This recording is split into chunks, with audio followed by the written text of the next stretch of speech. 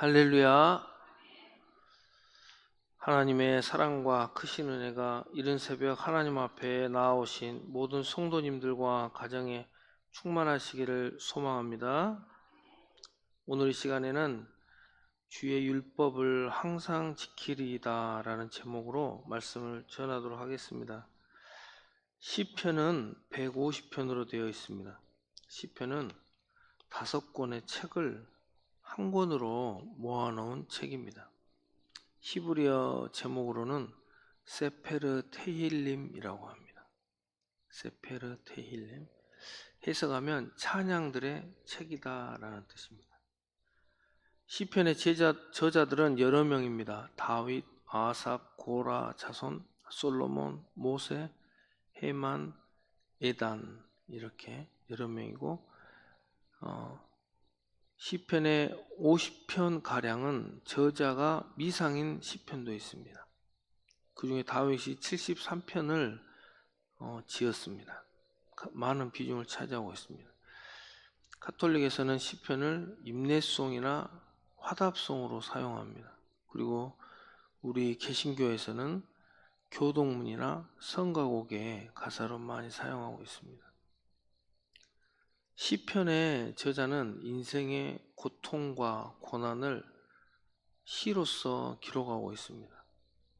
시편 2편부터 94편까지는 고통에 쌓인 저자가 하나님께 자신의 입장을 하나님께 간곡히 아뢰는 내용입니다.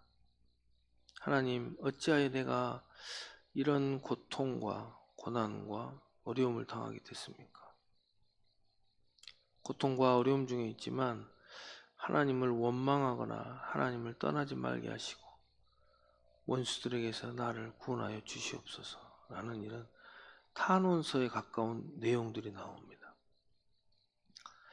그리고 시편 95편부터 이제 150편까지는 하나님을 찬양하는 내용이 나옵니다.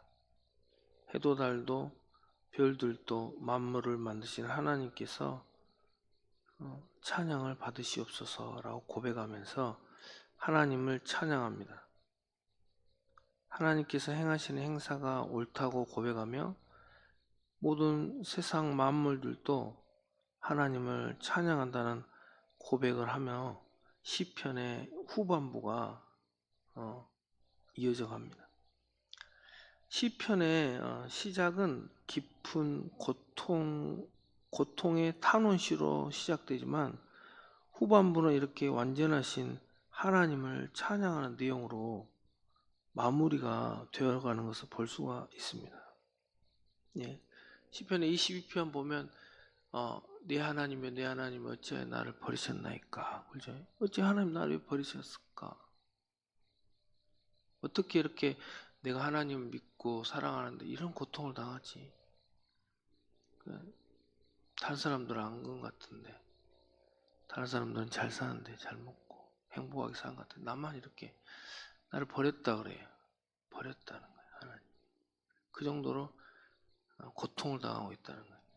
근데 이제 시편이 중반부 후반부로 갈 때 그렇죠. 제자들은 그래 하나님이 하시는 것이 맞구나. 그럼 하나님 맞으니까 나는 하나님께 찬양할 것밖에 없구나. 그래서 이렇게 시편의 이제 후반부로 가면 할렐루야 여호와를 찬양하라. 할렐루야 찬양하라. 감사하며 찬양하라. 감사하며 찬양하라. 그 행하시는 일이 옳도다. 감사하라 찬양하라. 모든 피조물들아 만물들아 하나님을 찬양하라. 감사하라. 그런 내용이죠. 맞습니까? 안 보셨어요? 시편? 그렇게 돼요. 그러니까 하나님께 기도하고 하나님께 나와서 예배드리고 기도할 때 그런 삶의 문제들이 이해가 안 되는 거예요. 내가 자녀의 문제, 남편의 문제, 사업의 문제, 건강의 문제 이해가 안 되는 거예요. 왜 나만 고통을 당하지? 왜 나에게 이런 일이 있었을까? 난 이해가 안 된다. 내가 하나님 버림받았을까? 내가 문제를 지었을까? 근데 하나님 앞에 나와서 계속 말씀 듣고 기도하면서 그걸 깨닫는다는 거예요. 그래서 결국엔 하나님을 찬양할 수밖에 없다는 거예요. 우리 인생은. 할렐루야. 그러니까 하나님 앞에 나와야 돼. 인간은 반드시 세상을 살다 보면 문제가 발생돼요. 가정에서도 회사에서도. 근데 그런 문제들을 하나님 앞에 가지고 나오지 않을 때는 문제 해결 안 됩니다. 죄송합니다. 절대 안 됩니다. 왜? 문제 해결하시는 분은 하나님밖에 없어요. 아무리 정신병원 가도 상담소를 찾아다녀도 안 돼요. 그것은 잠깐 위로는 받고 약은 먹어서 안정은 잠깐 시킬 수 있겠지만 이 근본적인 정신의 치료는 하나님만 하시는 거예요. 그래서 하나님께서 난 너희를 치료하는 여호와다. 네 이름을 경외하는 너에게는 말라기 4장 2절에 보면 외양간에서 나온 송아지같이 치료하는 광선이 나가서 외양간에서 나온 송아지같이 뛰리니 이렇게 말해요. 말라기 4장 2절. 하나님 외에는 사람을 치료할 분이 없어요. 할렐루야. 아 진짜예요. 어디 아무리 병원 돌아도 소용없어요. 우리 하나님 치료하시는 분이라. 이게 계속 하나님 앞에 나오셔야 돼. 새벽 예배도 나오고 수요 예배도 나오고. 그거 갖고 나는 이것 갖고도 나는 안 된다. 그러면 막 밤이고 낮이고 나와서 혼자 와서 말씀 한 5분 읽고 하나님 앞에 확 기도하는 거예요. 그럴 때 문제가 해결될 줄로 믿습니다.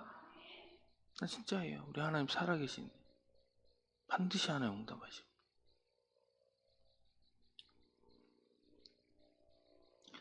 이렇게 시편의 전체적인 내용을 이렇게 전체적으로 이렇게 통전적으로 살펴보았습니다. 오늘 시간에는 119편 33절에서 48절 내용을 살펴보겠습니다. 오늘 본문 말씀입니다. 33절에서 40절까지는 주의 법을 하나님 말씀을 지키겠다는 다짐과 기도의 내용이 나오죠. 33절입니다.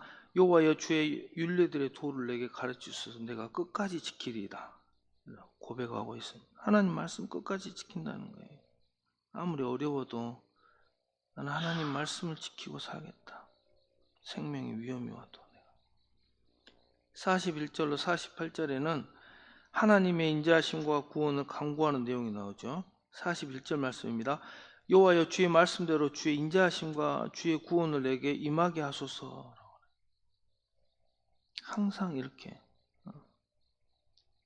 하나님의 구원하심과 인자함을 내게 베풀어 주십시오. 이렇게 고백하고 있습니다.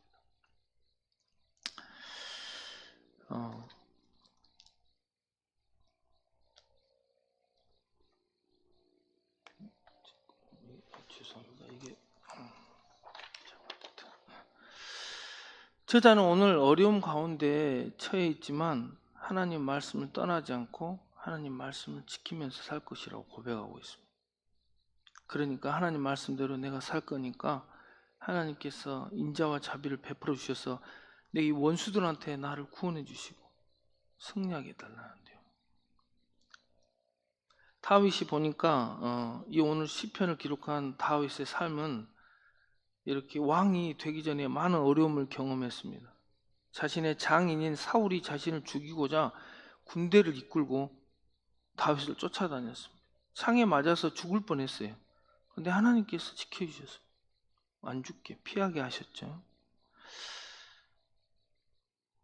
사울이 막 군대를 이끌고 다윗을 찾아다니는 거예요. 죽인다고. 다윗은 성경에 보니까 이런 굴 속에 숨어 있는 거예요.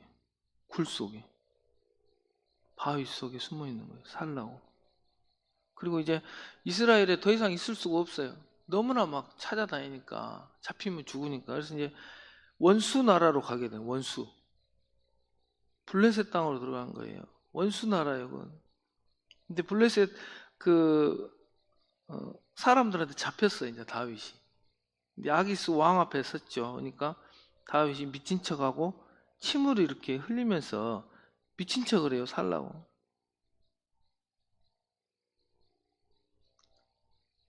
골리앗을 그렇게 한 방에 쓰러뜨렸는데 이렇게 미친 척하면서 이렇게 살아야 된다. 하나님께서 이렇게 우리를 이렇게 미친 척하고 살아가게 할 때가 있습니다. 할렐루야. 완전 미친 척 미친 사람 같이 살아야 될 때가 있어요. 내려놓고 하나님께서 환경을 만드시면 어쩔 수 없어요.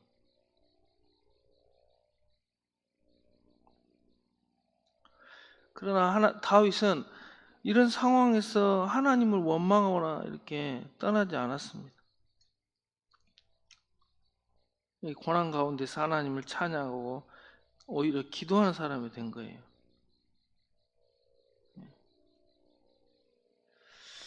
이러한 다윗에게 하나님께서 인자를 베푸시고 항상 구원해 주시는 것을 볼 수가 있습니다. 다윗을 보면 또 이런 일이 있었습니다. 한 번은 이제 그 블레셋 가드 시글락에 살고 있을 때 다윗이 이제 다른 마을에 있었습니다. 근데 아말렉 사람들이 이제 시글락에 살고 있는 다윗과 그 부하들의 부녀자들을 잡아가는 일이 발생했습니다. 다윗을 따르는 사람들은 다윗을 돌로 쳐서 그냥 죽이자고 그렇게 했어요. 성경 보니까 돌로 쳐버리자고 그냥. 저것을 따라다니다 내 이런 일이 발생됐는데 돌로 쳐버리자 다윗을. 그러니까 하나님께서 막아주셨어요. 그래갖고 다윗이 하나님께 기도하고 어떻게 해야 될까요? 하나님 도와주세요. 그러니까 하나님이 뒤쫓아가라. 반드시 내가 구원해낼 것이다. 따라가요. 그러니까 아말렉을 가서 치고 그 부녀자들을 이렇게 구원해 갖고 오죠. 하나님 살아계시죠.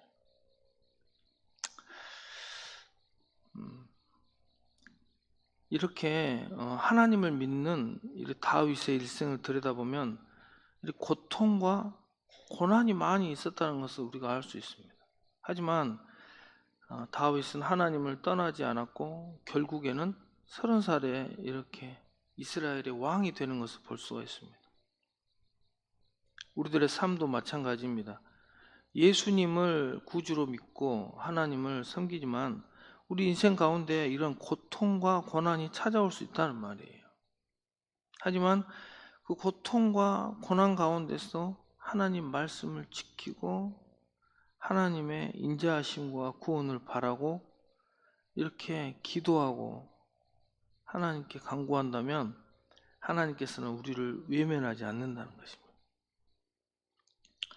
오늘 우리가 하나님의 말씀을 지키고 살면서 또 하나님의 인자하심을 바라보고 살아갈 때 하나님께서 반드시 우리 인생을 승리하게 하시고 가장 복되고 형통한 길로 인도하실 줄 믿습니다.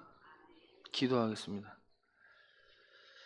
우리를 승리로 이끄시는 하나님 아버지, 고통 가운데 있을지라도 하나님의 말씀을 지키며 살아가는 인생이 되게 하옵소서. 어떠한 어려움과 고난이 닥쳐도 하나님을 의지하고 기도하여 승리하는 인생을 살게 하옵소서. 오늘 또 은성교회와 모든 성도님들 한 사람 한 사람 돌보아 주시고 사랑하여 주시옵소서. 감사드리며 우리 구주 예수 그리스도 이름으로 간절히 기도드리옵나이다.